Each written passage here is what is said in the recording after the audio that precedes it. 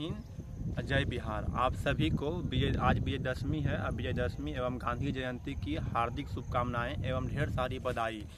आज हम बात करें महात्मा गांधी के बारे में। भारत के महान स्वतंत्रता सेनानी एवं महान समाज सुधारक एवं राजनेता महात्मा गांधी का जन्म 2 अक्टूबर 1869 के पोरबंदर गुजरात में हुआ था। उनका ग्रेजुएशन की पढ़ाई पूरे गुजरात में शुरू किए थे और गुजरात से शुरू करने के बाद वो LLB करने के लिए इंग्लैंड चले गए। अब वहाँ तो बैरिस्टर की पढ़ाई कर करके भारत लौटे। कुछ दिन वो बैरिस्टर की पढ़ाई में करने के बाद वो वकालत शुरू किया, लेकिन उनकी वकालत हिंदुस्तान में नहीं चला। तो सन 1894 की बात है।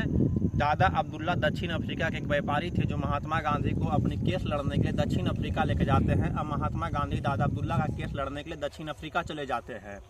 महात्मा गांधी केस के सिलसिला में ही गांधी मॉरिसबर्ग से प्रिटोरिया जा रहे थे। तब उनको पीटरमार्ट्सबर्ग रेलवे स्टेशन पे उनको उठा करके फेंक दिया जाता है, ये कह करके कि तुम भारतीयों को फर्स्ट कंपार्टमेंट में बैठने का अलाउ नहीं है। भारतीय और भारतीय कुत्ता फर्स्ट क्लास के एक कंपार्टमेंट में नहीं बैठ सकते हैं। अब उनके विरोध वो केस लड़ते हैं और जीत जाते हैं। अंग्रेजों को माफ़ी मांगना पड़ता है।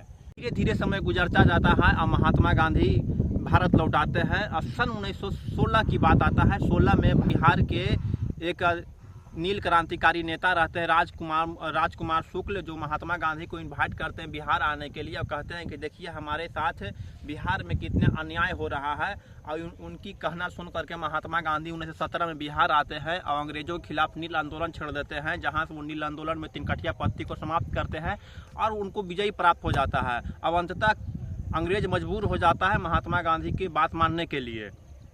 तो उसी समय सन 1917 में ही रविन्द्रनाथ टैगोर महात्मा गांधी को महात्मा की उपाधि देते हैं। तब से वो महात्मा बन जाते हैं।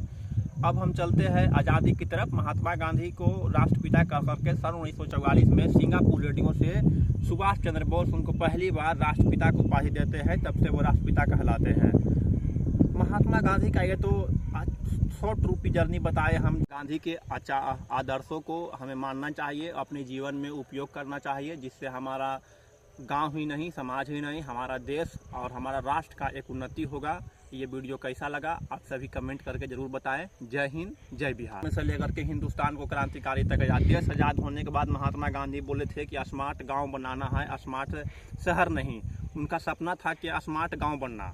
स्मार्ट गांव को स्मार्ट बनाया जाए, शहर को स्मार्ट नहीं बनाया जाए। अगर गांव को स्मार्ट बना देंगे तो शहर ऑटोमेटिक स्मार्ट बन जाएगा। और बिल्कुल उनका कहना सही था। अगर गांव के लोगों को वो सारी सुविधा दे दिया जाए तो गांव के लोग शहर पलायन करेगा ही नहीं। अगर शहर पलायन गांव के लोग नहीं करेगा, शहर का भार बढ़ेगा ही नहीं।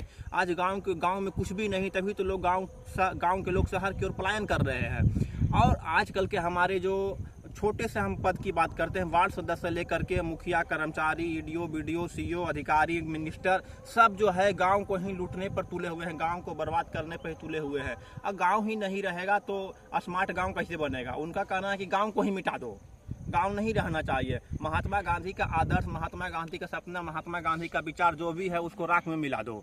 महात्मा गांधी जो भी कहे सब उसका ओपोजिट करो। ये तो हमारे बिहार के राजनेताओं को कहना है। ये बिहार की बात ही नहीं, पूरे हिंदुस्तान में यही बात चलते आ रहा है कि गांव को ही आज लूटने पर तुले हुए हैं। जैसे गांव में वृद्धा पेंशन आता है, जीविका के तहत 10,000 रुपया आया, कॉलोनी आवास आता है, उसमें भी मुखिया कहता है कि हमको 30,000 रुपये दो तब आपको कॉलोनी अलाउट होगा, अन्यथा नहीं होगा। तो गांव पे लूटने पे तुले हुए। तो इससे क्या हमारा महात्मा गांधी के विचारों को हम आगे बढ़ा रहे हैं?